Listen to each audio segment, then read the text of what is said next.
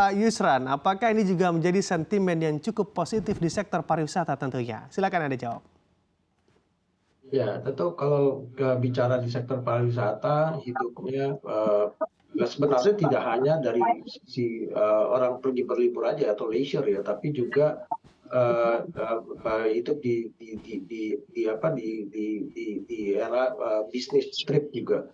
Nah, maksud saya begini, bahwa kalau kita bicara dampak libur ini, tidak semua juga di sektor pariwisata akan merasakan dampak yang positif, karena kan kita juga ada klasternya, daerah-daerah yang seperti ibu kota negara, itu yang jumlah datangnya cukup cukup banyak, itu juga biasanya akan terdampak karena mereka hidupnya biasa dari bisnis.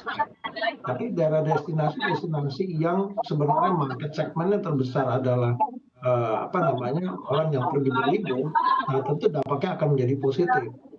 Nah itu yang paling utama. Nah, namun kalau kita bicara libur akhir tahun, pada mayoritas daripada sektor pariwisata itu memang diakui bahwa dampaknya cukup potensinya cukup besar ya untuk menggerakkan wisatawan baik itu mancanegara maupun domestik. Apalagi kalau kita bicara libur akhir tahun. Namun kalau saya mendengar tadi dari Pak Retma, memang yang selalu jadi isu itu adalah masalah logistik. Itu juga terpengaruh kepada bisnis hotel atau restoran, khususnya bahan pokok ya kita.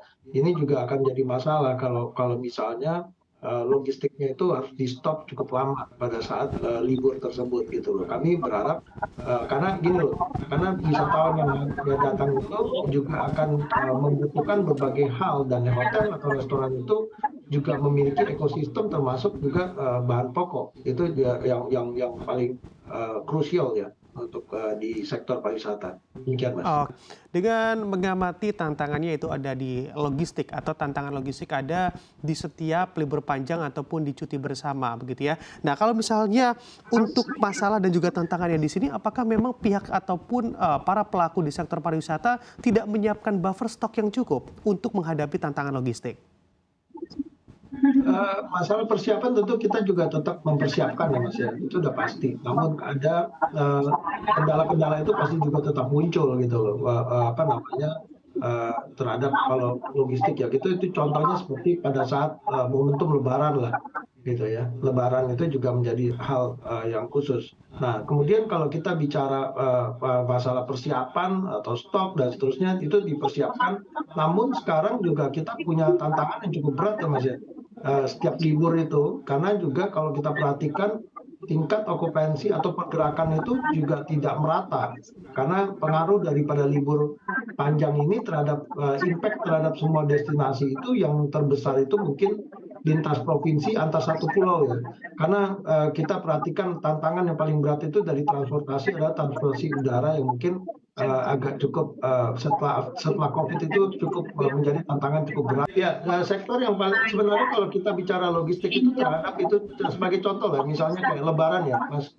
Pada saat momentum Lebaran itu logistik kan di stopnya cukup lama, apa namanya transportasi ya, jalur darat itu cukup lama. Nah itu juga biasanya akan berpengaruh kepada daerah-daerah yang membutuhkan logistik yang di lintas pulau, itu paling utama. Nah, kemudian yang berikutnya adalah bahwa kalau ditanyakan masalah persiapan, persiapan ini relatif, Mas. Kalau kita bicara setelah COVID, itu peredaran pergerakan itu hampir tidak sama dengan tahun 2019. 2019 sebelum COVID saya sampaikan. Kenapa begitu? Karena memang tantangan yang paling berat itu adalah dari sektor transportasi, yaitu apa namanya khususnya transportasi udara yang umumnya cukup meningkat ya biaya perjalanannya.